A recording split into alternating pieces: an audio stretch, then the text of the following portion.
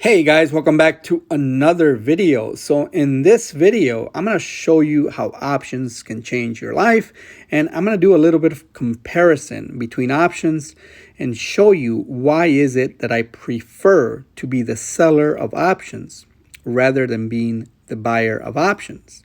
Now, don't get me wrong, you can make a lot of money by buying options as well. You can easily double, triple, quadruple your money real fast. But you can also lose it real fast just as well when you're the buyer, in my opinion. Now, I'm giving you my point of view as to how I trade options and what makes sense to me. So let's say, for example, we both like American Airlines. I go ahead and buy 100 shares of American Airlines at $12.60. So my investment is $1,260, right? So I bought some shares.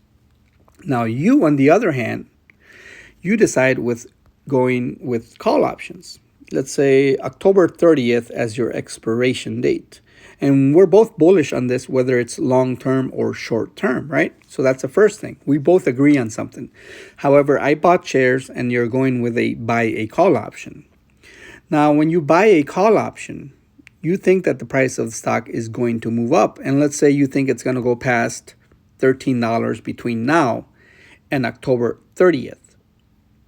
So what this does is basically it lets you control 100 shares of the stock. It's not giving you 100 shares for free of the stock for $105. No, it lets you control 100 shares of the stock.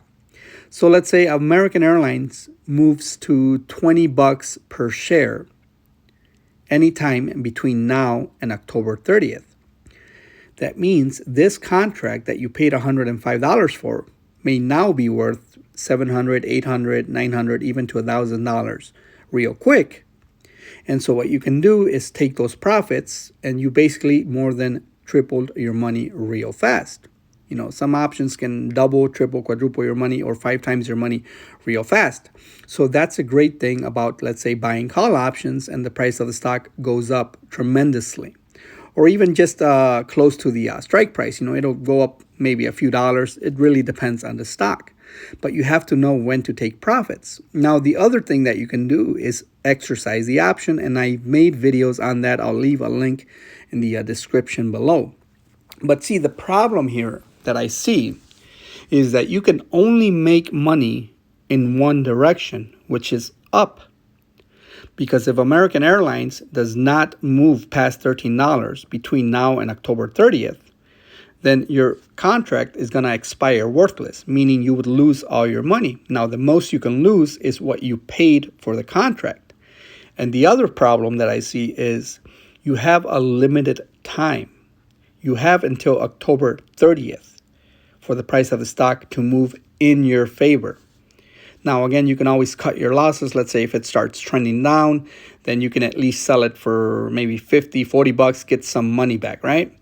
Now, this is the thing with buying a call option. You need the price of the stock to move in your favor between a certain amount of time. Now, again, don't get me wrong. Some people are very good at doing these buy call options or buy put options, and they make pretty good money. I'm just giving you my perspective. Now, let's go on my end. Now, I bought 100 shares of the stock at $12.60. So I had to put up a little bit more money, $1,260. But let's say we both get into the same contract, except you are the buyer and I am the seller. So I would sell that contract between now and October 30th. I would be okay with selling my 100 shares of American Airlines at $13 per share if it goes above $13. Now, I'm the one getting those $105 credited into my account instantly. So I just made $105, assuming we let the options expire. Now, what happens here is, on my end, and again, this is just my opinion, on my end, as the seller of the call option, I'm not worried about the expiration date, about it expiring worthless. Like it doesn't affect me. I already collected my gains. I'm okay with whatever happens. I'm okay if my shares get taken away at $13. You know, I'm in it to make some money, maybe pick up some crumbs. My gains would be less, yes, of course. but I'm in it to make some money, and we're only talking about a single contract here. So let's say American Airlines does move above $13, right? So what happens on the last day of expiration, my shares would be sold and taken away at $13 per share. But because I bought them at $12.60, I would make $40 by selling them at 13. Plus, remember, I got $105. That's if the price of the stock moved up. Now, if the price of the stock trades sideways and we let the option expire, then my shares are still in my account and I still made $105. Now, let's say American Airlines goes to $12. And, well, first of all, my shares are still in my account again, and I still made $105. So the way I see this is either direction, I made money. The mentality from me and the buyer of the call are both bullish. I'm okay with having my shares taken away. That's the thing. I'm okay. Yes, my gains are limited to what I can make. And again, we're talking about a single contract. Let's say you start doing 5 contracts. Now you're talking a little bit more money. But in either direction, you're making that money. Guaranteed, assuming you're letting the options expire. And you're okay holding to American Airlines because when you first bought it, that was the whole mentality, right? You bought it because you liked it, whether it's for the short term or the long term. Now, this is the comparison I wanted to give you guys. Same thing when selling put options.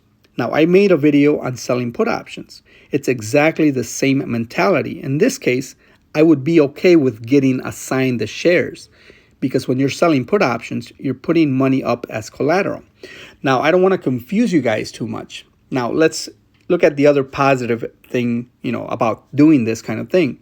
Now, if you have the shares in your portfolio, now as the seller, let's say you have some bills to pay, right? Let's say you decide to buy, let's do 300 shares, right? It's something doable. People can't say it's a lot of money, right? I mean, $3,780, you can easily, save up some money and put it to work for you. When I say put it to work, this is what I'm about to show you right now.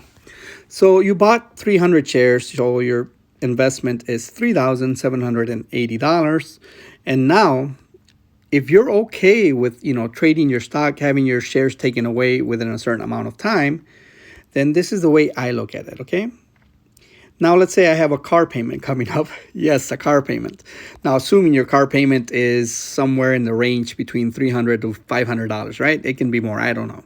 But this is just an example to give you guys an idea on how this works.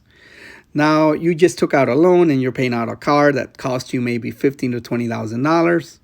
And your car payments are anywhere between $300 to $500. You can use options to pay that car off using very little capital.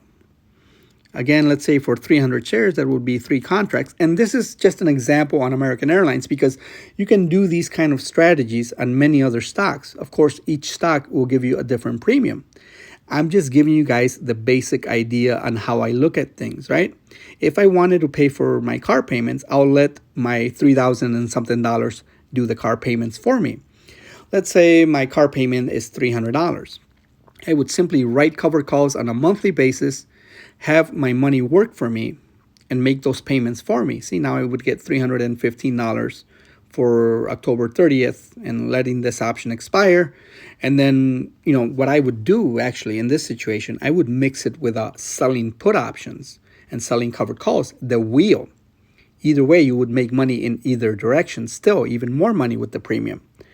Now, this is the way I see things, guys, when I'm doing these kind of trades. It makes sense to me to make money in either direction. Of course, again, this is just my opinion. If you guys have any questions, comments, leave them down below. And until then, I'll see you guys on the next video.